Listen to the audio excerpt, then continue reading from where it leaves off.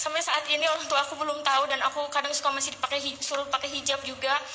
Tapi aku selalu berdoa sama Tuhan, gak pernah putus doa agar Tuhan selamatkan semua keluarga saya di rumah, terutama hati mama saya yang begitu keras. Biar Tuhan yang bekerja untuk keluarga saya.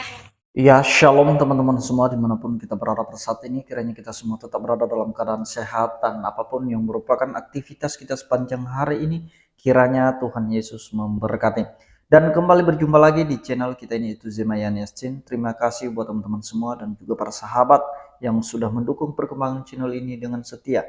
Dan kiranya kita tetap menggunakannya untuk menjadi berkat bagi semua orang.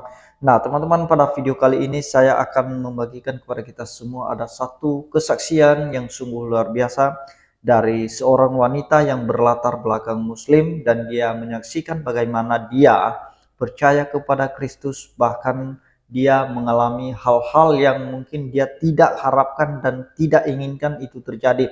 Tapi mari kita simak videonya yang berikut ini. Nama saya Susan, saya berasal dari Indramayu, tapi kebetulan besar di Bandung sudah 12 tahun. Saya berasal dari keluarga muslim sebelumnya, tapi puji Tuhan sekarang sudah jadi anak Tuhan Yesus. Singkat cerita, sebelum saya mengenal Tuhan Yesus, saya juga sebelumnya 2019 saya sudah berangkat umroh dan bercadar juga. Kenapa saya ingin ikut Tuhan Yesus? Karena awal mulanya saya itu merasa kayak gak punya hidup damai sejahtera di agama sebelumnya. Mohon maaf, karena sebelumnya saya juga taat melakukan ibadah, puasa, tahajud, dan seperti orang lain lakukan di agama seberang. Terus saya berdoa sama Tuhan. Waktu itu saya dikasih sakit dulu sama Tuhan, dan mungkin itu proses Tuhan untuk membentuk saya dan merasakan kasih karunia Tuhan, sehingga saya diselamatkan oleh Tuhan.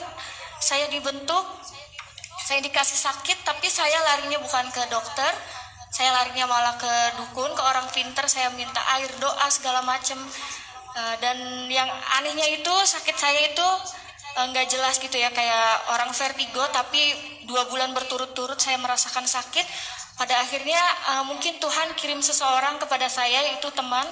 Dia orang Katolik dan dia cerita kayak gini, coba tolong kamu doa yang kamu mengerti, doa orang Kristen. Dari situ saya ngerasa saya tidak mau agama saya disamakan dengan agama kamu. Agama saya, agama kamu. Di situ saya marah dan nggak tahu kenapa semenjak pas dari situ saya kepikiran gitu. Oh iya ya, karena kan kalau doa orang agama seberang pasti pakai bahasa Arab dan saya tidak mengerti artinya gitu, cuma doa aja. Nah dari situ saya iseng buka-buka YouTube, lihat kesaksian orang-orang Kristen, dan saya penasaran gitu, sehebat inikah Tuhan Yesus? Apakah ini kesaksian palsu atau apa? Saya nggak ngerti. Pada malam itu saya langsung berdoa gini, Tuhan, kalau memang Tuhan ada di dalam hidup saya ingin merasakan Tuhan itu nyata. Saya tidak mau cuma lihat kesaksian di YouTube, dan saya nggak tahu itu kesaksian dusta atau benar gitu. Tapi aku pengen ngerasain Tuhan itu hadir di dalam hidup saya. Kalau memang Tuhan ada di dalam hidup saya berjanji saya akan ikut Tuhan Yesus. Dari situ besok pagi saya dikasih sembuh, tapi itu saya masih tidak percaya sama Tuhan Yesus, karena saya masih berpikir ini suatu kebetulan aja, bukan karena Tuhan Yesus yang menyembuhkan saya. 1 minggu waktu itu, 1 minggu saya diberi sehat, dan saya ngerasa ada yang menggerakkan hati saya, kayak kamu tuh kayak ditagih janji, kamu tuh sudah disembuhkan sama saya, kamu berjanji akan ikut saya. Dari situ saya penasaran dan saya mencari Tuhan sendiri. Saya cari kontak teman saya yang kebetulan waktu itu saya tinggal di Indramayu. Dan pada saat itu saya mau ke Bandung, saya mencari gereja. Ada salah satu kontak teman saya yang dia dari Muslim juga, terus dia pindah ke Kristen. Akhirnya saya nanya, Kak, mohon maaf saya mau tanya kalau ibadah orang Kristen itu seperti apa dan di mana gerejanya. Teman saya kaget, bukannya ada udah dicadar. Kenapa kok nanya gereja Kristen? Aku bilang, Kak, saya pengen pengen mengenal Tuhan Yesus gitu. Dari situ teman saya kaget, wah puji Tuhan gini, tapi kamu harus mengenal dulu ya, kamu nggak boleh langsung dibaptis segala macam. Iya, pada saat itu saya merasa saya masih melakukan banyak dosa dan saya belum siap dibaptis. Pertama kali saya datang ke gereja, itu saya di situ nangis dan saya sendirian datang ke gereja nangis, terus saya ngerasa ada damai sejahtera di ibadah orang Kristen ini. Di situ singkat cerita, saya masih belum percaya Tuhan Yesus, dalam arti kayak aku pengen tahu dulu ibadahnya orang Kristen dan masih belum yakin kalau aku mau jadi orang Kristen. Pada akhirnya Tuhan Yesus ngejamah hati saya, dan saya digerakkan hatinya untuk cari tahu lagi lebih dalam lagi tentang Tuhan Yesus. Saya mengontak Kak Dewi lewat Instagram. Kebetulan saya kenal lama tapi baru sekarang dekat lagi karena saya tahu beliau dari Muslim ke Kristen dan saya penasaran.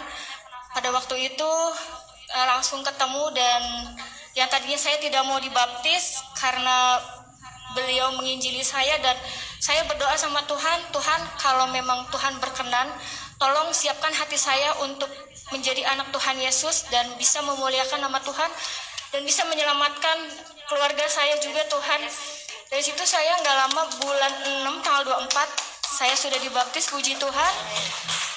Setelah mengenal Tuhan Yesus, saya merasa kayak lebih damai sejahtera. Apapun masalah yang saya hadapi, biasanya saya itu emosian, temperamen. Puji Tuhan sekarang saya bisa lebih sabar, lebih menerima kenyataan hidup saya. Dan saya juga pernah ketahuan sama mama saya, karena kebetulan orang tua saya belum tahu kalau saya Kristen. Beliau nemuin satu buku pelajaran dasar kekristenan, dan di situ mama saya bilang, ini apa gambar Tuhan Yesus, buang nggak bukunya, sobek-sobek nggak. Dari situ saya nangis, kataku tuh jangan, ini punya temen aku bilang gitu kan. Terus malamnya aku mimpi mama aku mau bunuh aku gara-gara aku ngikut Tuhan Yesus. Terus aku bilang, nggak apa-apa mama bunuh saya, tapi saya mau ikut Tuhan Yesus sampai kapanpun. Saya nggak mau lepas dari Tuhan Yesus. Saya rela mati demi Tuhan Yesus. Di mimpi saya seperti itu. Bangun tidur saya nangis sampai berdoa, Tuhan, kiranya Tuhan jamah hati mama saya, karena orang tua saya itu Muslimnya benar-benar dia kental banget, dan karena dia udah tahu aku umroh. Sampai saat ini pun mamaku masih suruh aku sholat. Aku sampai bingung, Tuhan aku harus gimana, aku gak mau pura-pura sholat di depan Tuhan. Karena sampai saat ini orang tua aku belum tahu, dan aku kadang suka masih suruh pakai hijab juga. Tapi aku selalu berdoa sama Tuhan, gak pernah putus doa agar Tuhan selamatkan semua keluarga saya di rumah, terutama hati mama saya yang begitu keras, biar Tuhan yang bekerja untuk keluarga saya. Seperti itu mungkin kesaksian dari Susan seperti itu, dan kiranya Susan juga bisa dipakai Tuhan lebih lagi untuk menyelamatkan keluarga Susan terutama, dan untuk orang-orang yang belum tahu kebenaran tentang Tuhan Yesus Kristus, bahwa Tuhan itu adalah juru selamat satu-satunya di dalam kehidupan saya. Terima kasih. Itu dia videonya teman-teman ya. Kita sudah mendengarkan bagaimana dia mengikut Tuhan Yesus. Saya mau katakan bahwa caranya menantang Tuhan itu adalah cara yang benar. Makanya pernah saya katakan atau pernah saya sampaikan bahwa kalau kita mau menantang Tuhan, mari kita menantang secara benar. Seperti yang dia sampaikan tadi, bahwa kalau dia sembuh, dia siap mengikut Tuhan Yesus. Dia siap percaya kepada Tuhan Yesus. Itu baru tantangan yang benar. Beda dengan tantangan para polemikus yang akhir-akhir ini viral ya, di mana ada seorang polemikus atau seorang ustadz mengambil sebuah Alkitab dan meletakkan di pantatnya, dan dia meminta azab daripada Tuhan. Maka terjadilah sesuai apa yang dia ucapkan.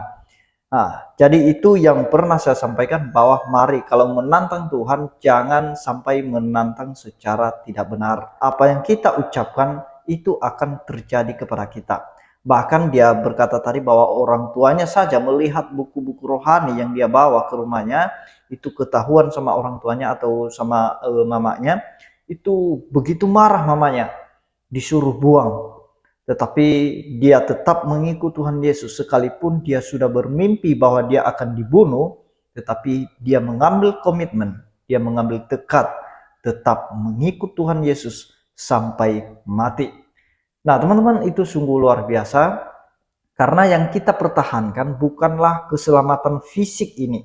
Karena sampai kapanpun fisik ini akan tetap mati suatu saat nanti. Tetapi yang perlu kita pertahankan itu keselamatan jiwa yang sudah kita terima daripada Tuhan Yesus. Demikian yang saya sampaikan, teman-teman. Kiranya kesaksian saudara kita ini menjadi berkat bagi kita semua dan menguatkan iman kita kembali untuk tetap mengikut Tuhan Yesus. Tuhan Yesus memberkati.